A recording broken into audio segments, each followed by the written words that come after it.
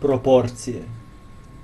Na moj 10. rođendan majka je ponudila da na tortu postavimo 10 svećica ili samo 2 svećice sa ciframa 1 i 0.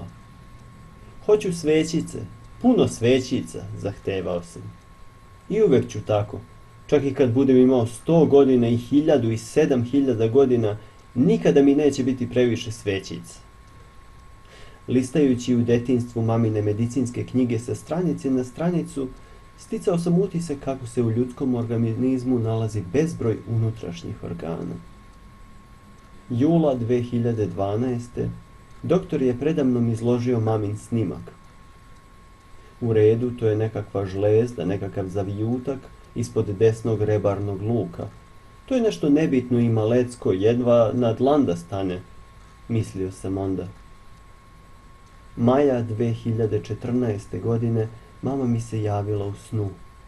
Prevodila me je preko vode, izvlačila me iz poplava, iako sam bio daleko u Berlinu dok je Srbija tonula.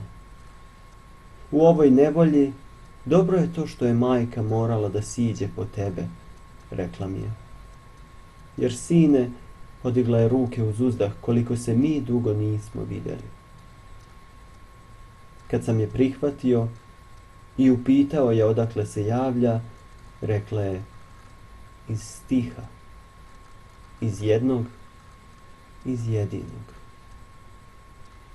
Pesma pred drugu godišnjicu mamine smrti, Berlin, 25. juna 2014.